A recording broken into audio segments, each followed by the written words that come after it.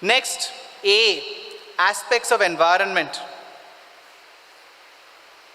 What do we mean by aspects of environment?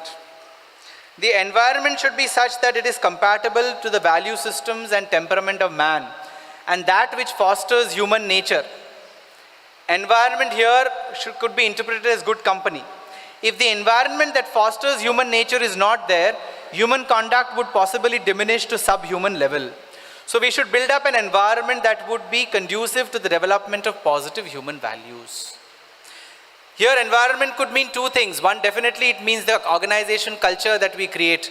The environment, I already spoke about the importance of good company and the kind of inspiring practices that we need to have.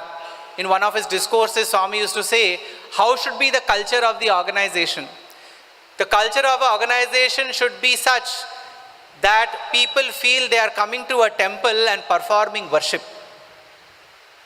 The culture of the organization should be such that people should feel they are coming to the temple and performing worship. Which means what? The ideals of a company should be so lofty and the activities and processes to accomplish those ideals should be so noble that the entire act of doing work in such a company almost becomes an act of worship.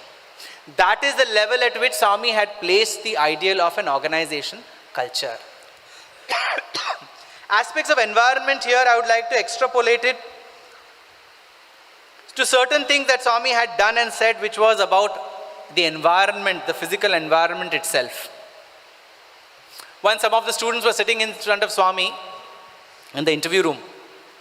And Swami's eyes were red. So Professor Shashank Shah, who was that time the warden, he said, Swami, your eyes are red. And Swami said, yes, that is because I don't waste water. So Professor Shashank Shah thought Swami did not hear properly. He said, Swami, no, I'm not talking about water. Your eyes are red.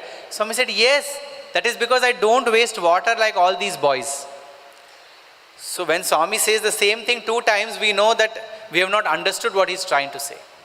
And Swami said, see, today when I was washing my face, I did not put on the tap fast enough after I applied soap to my face. So the water, the soap went into my eyes, because of which my eyes is red. How do I apply soap to my face? First I put on the water. This Swami is saying, I apply the water, then I take this, close the water, I put the soap, again open the water, and then close the tap. These boys, when they are in the hostel, when they are shaving, the tap is on. The water is going on flowing. They're going on looking in the mirror and shaving. And the water is all going into the drains. How many of us also do that? How many of us do that when we are brushing our teeth? You put on the water and then you're watching TV, cricket, news, God knows what, and the water is flowing. For the same water which is flowing from your taps, Swami spent 250 crores to get the water from the Krishna river to the Pundi reservoir, so the residents of Chennai do not have water shortage. Do we have a right to waste water? Whether it is Chennai or Cincinnati, it doesn't matter. Water is a gift of God. In that interview, Swami said, don't waste water. Water is elixir of life. Next, Swami was with some of us in Kodaikanal. Swami had a very nice habit. Even here, before having food, he'll take a sip of water. After having food also, he will take a mouthful of water. And what he used to do is to very discreetly, after having food, just do one short gargle in his mouth and swallow that water. So once, I think Professor Anil Kumar had asked Swami, Swami, why do you do this? Swami said, you know, after having food, there are small food particles in different parts of your mouth. I do that so that no food particle is left in my mouth, it goes into my stomach. Why? Because the farmer spends so much time in the hot sun in the fields so that you and I get food in our plate. He spends 8 to 10 hours in this hot sun tilling the land so that you and I are never short of food. And what do? This is not good, that is not good, and waste food. Swami always used to say, don't waste food. Food is God. Annat Purushaha. We have come from that same food. We have come from that same food. How can we waste food? That's why in Prashant Lim, in big alphabets, everywhere it is written, Annam Brahma, Raso Vishnu, Bhokta Devo Maheshwaraha. Food is Brahma. The digestive fires which digest it are Vishnu. And the one who is consuming it is Maheshwara himself. See, a simple act of food is also transformed into an act of worshipping Brahma, Vishnu and Maheshwara. Brahma, Vishnu and Maheshwara are not on the temples of our country. They are existent in each one of us as our thoughts, words and deeds. Swami always used to say that they are inseparable identities of your existence. Here we have Vishnu and Shiva's beautiful portraits. And it is very relevant to have that in Madras. Because this land has seen several wars between the Shaivite and Vaishnavite communities to assert which is better. And Swami had simplified it by saying, Shivasya Hridaye Vishnu, Vishnasya Hridaye Shivaha. That also Swami had said. Both are different forms of the same divinity. Both are catering to the extreme spectrums of our own identity. One is absolute beauty, luxury, grandeur. One is absolute sacrifice, detachment and dispassion. We are in between these two extremes. But they both symbolize the same thing. What do they symbolize? The Vishnu has the chakra. What is symbolism of the chakra? Time. Time. Movement. Kala chakra. It is going on.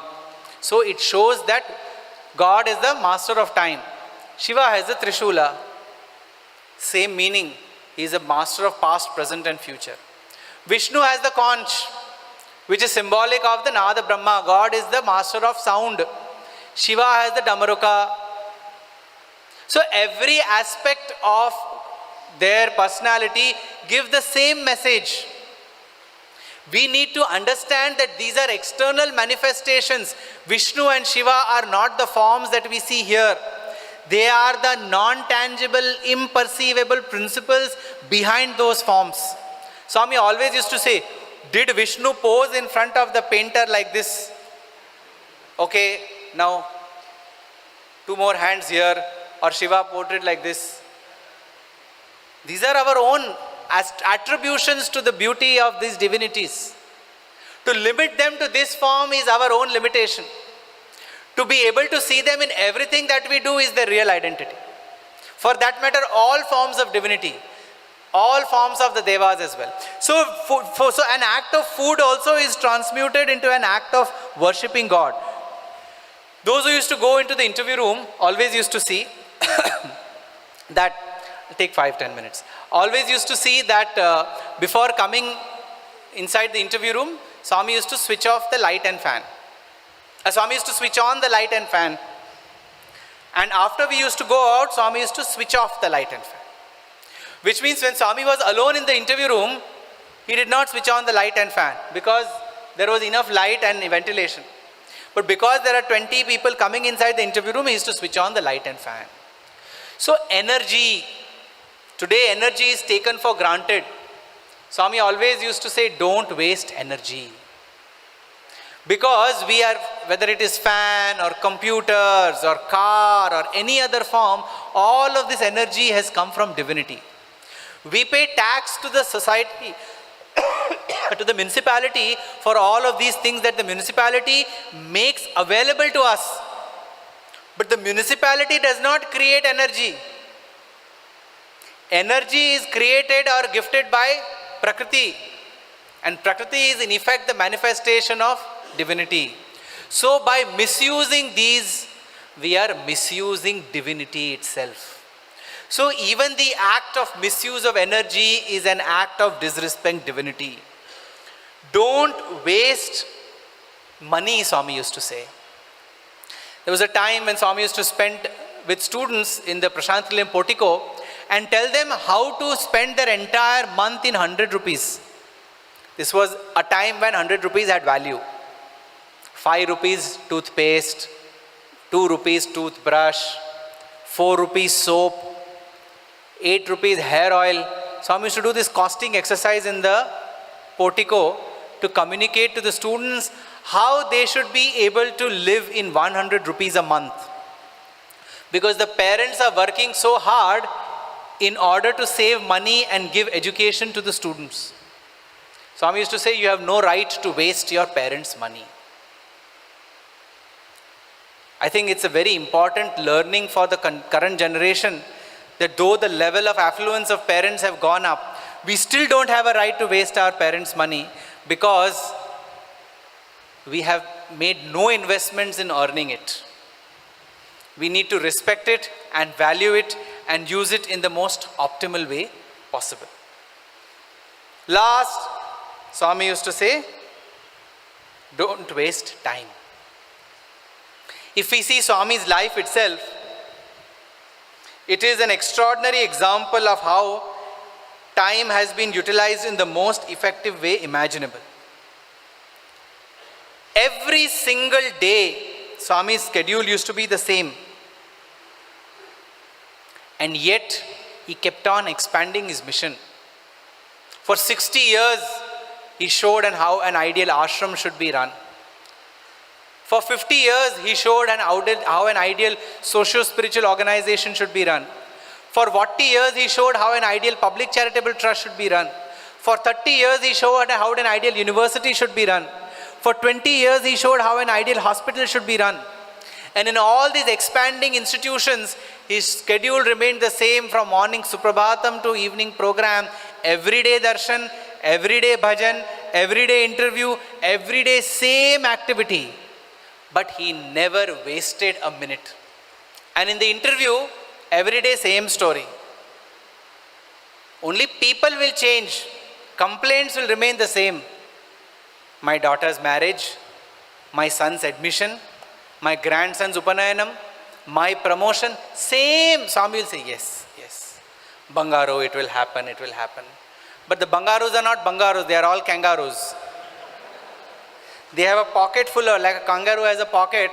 We all have a pocket in which all our desires are stored every time we meet God. Our visit to the temple is actually visit to an ATM. Visit to a temple today has become a visit to the ATM. You put your card in an ATM machine and money comes out. You go to a temple with a wish list and you expect that the deity's job there is only to fulfill those wishes. This is the highest fallacy. We do not go to a temple to fulfill our wishes. We go to the temple only for two reasons. Reason number one, to benefit from the vibrations of the mantras that are ingrained in that atmosphere. And benefit number two, to see the idol and remember and remind ourselves that that is our true identity. We have come from that, we have to go back to that. So it's a reminder to us on every time we go to the temple. Wish fulfilling is not the job of going to a temple. Please disconnect this attitude of going to the temple to fulfill your wishes. That used to be the problem in the interview room. And Swami's entire effort, untiring effort was to continue to tell us, yes, yes, yes, yes. I will give you what you want till a point in time when you ask what I have come to give you. Liberation itself, Swami used to say.